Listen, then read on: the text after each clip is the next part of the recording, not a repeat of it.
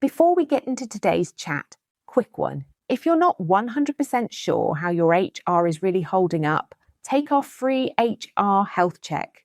It's short, jargon-free, and gives you a clear score on what's working and what needs a bit of love. And if you do it before 1st April 2026, you'll get a bonus 7-pillar strategy on a page, tailored to help you manage HR brilliantly for the year ahead. Just head to kateunderwoodhr.co.uk/HR-health-check check the link in the show notes.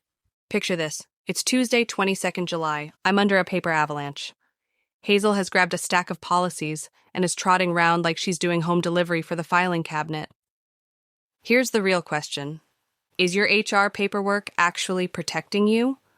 Or is it just paper snow that protects nothing? Kettle on. Cake within reach. Let's sort the useful from the useless. Welcome. Hello, I'm Kate, and this is Buzzing About HR UK only, plain English, no fluff. Today we're talking paperwork, protection or overkill. If you're a small business owner or the HR team of one, you're in the right place. Hazel is supervising and accepts payment in biscuits. Part 1, what it feels like in real life. 2 extremes, no records at all. Trust me, we had a chat. Or a mountain of forms nobody reads, signs, or can ever find again.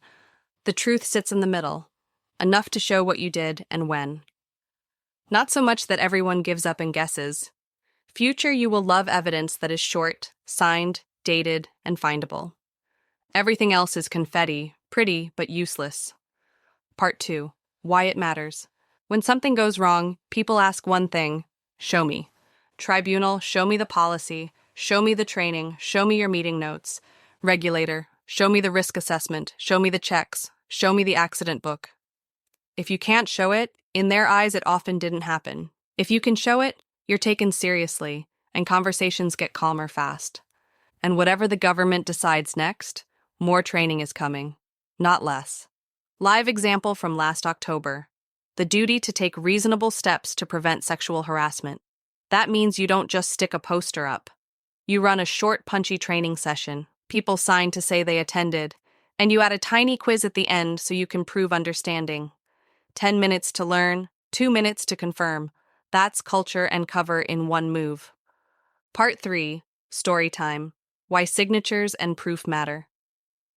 When I first started my business, a woman I'd met back in my hotel days reached out for help with her small company. A few years later, she had multiple sites, and she'd always repeat my line back to me, if it isn't signed, it never happened. Then came a serious health and safety incident at one of her locations, a tragic accident. Someone died. Because she could show training records, attendance sheets, signed acknowledgments, and short quizzes proving people understood the safety steps, the authorities treated it as an accident after a full investigation. It did not become a manslaughter case. Paperwork didn't save a life. It showed she had done what a reasonable employer must do. That is what records are for.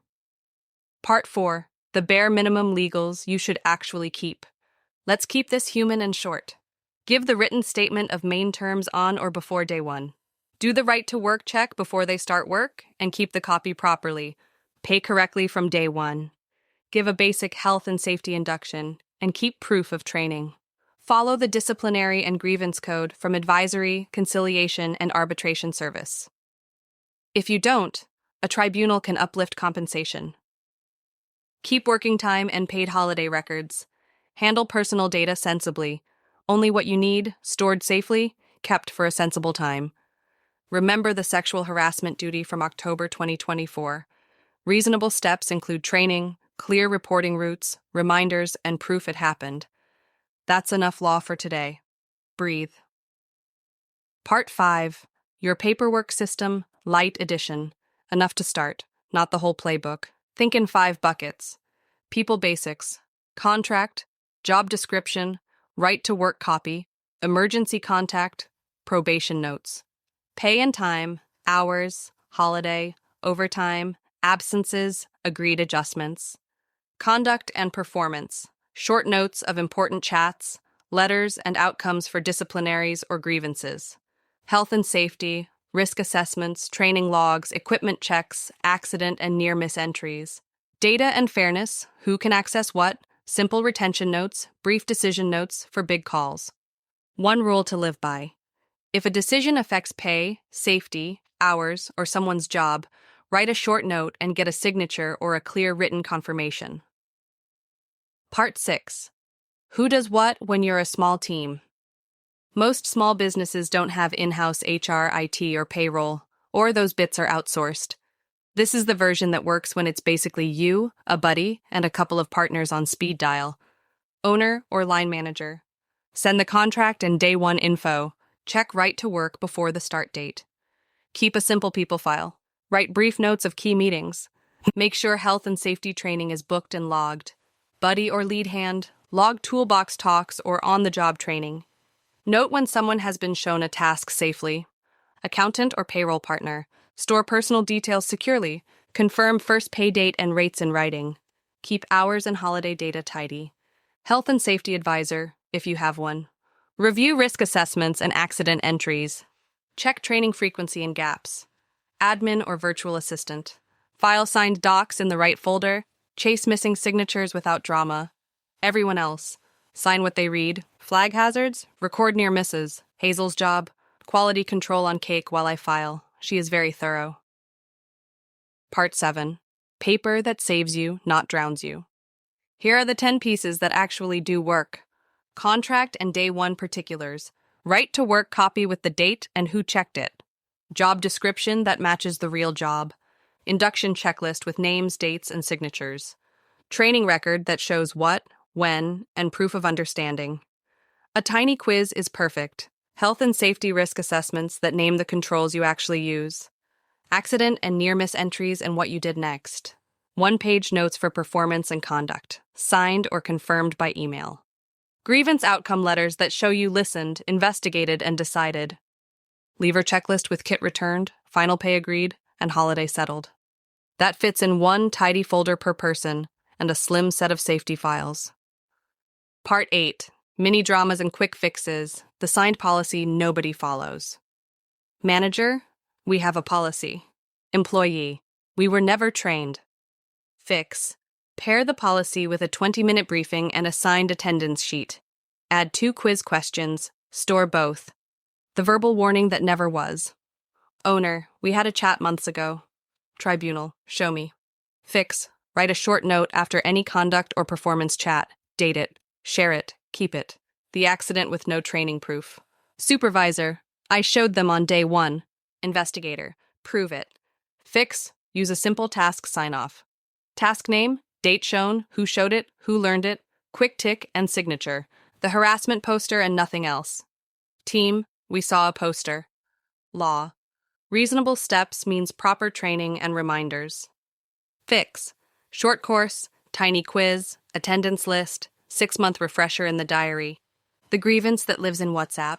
Team, we told the manager in the group. Reality, that's not a record. Fix, acknowledge by email, log the issue, send a 2-line outcome, file it. Part 9, practical takeaways. Set up your 5 buckets this week so everyone knows where things live. Move key stuff into one place. Contracts, training, safety, conduct, time. After any important chat, write 3 lines and get confirmation. Tie training to proof of understanding, not just attendance. Keep records short, signed, dated, and easy to find. If you want the ready-made folder structure, sign-off slips, meeting note templates, and a light retention guide, book a quick call, and I'll set you up without the faff. Part 10. Listener Q and A Q1. Do I really need signatures?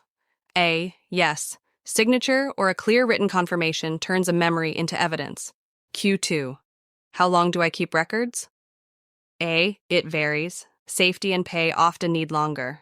If you want a simple UK retention cheat sheet, I've got one. Q3. Is a photo of a whiteboard a record? A. Not on its own. Write a short note of the decision and attach the photo. Q4. Can I use digital signatures? A. Yes. Use a sensible system or a clear email reply that says, I confirm I have read and understood. Q5. Are WhatsApp screenshots okay? A. Handy for context, not a full record. Follow up by email and file the outcome. Q6. What if staff refuse to sign? A. Ask them to write why. Note the date you issued the document. Offer to explain again. Record it either way. Q7. How much is too much? A. If nobody can find it or understand it, it's too much. Keep it short and useful. Back to our opening scene. Me under a paper blizzard. Hazel redecorating with risk assessments like it's festive bunting. Paperwork should protect people and protect you. Short, signed, dated, findable. Training that sticks, with a tiny quiz to prove it. That's how you show reasonable steps and sleep at night. If you want a rapid tidy up, I've got a paperwork starter pack and a 1-hour paperwork audit that sets your folders, your checklists, your sign-offs, and your training proof. Book a discovery call and we'll get you from snowstorm to simple. Cake encouraged. Hazel insists. I'm Kate. This is Buzzing About HR. Kettle on. Standards up. See you next time.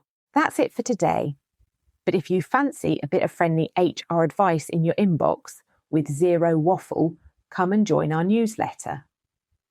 We send out bite-sized tips, plain English updates, and handy things you'll actually use. No spam, no fluff. You can sign up at kateunderwoodhr.co.uk/newsletter-sign up or just hit the link in the show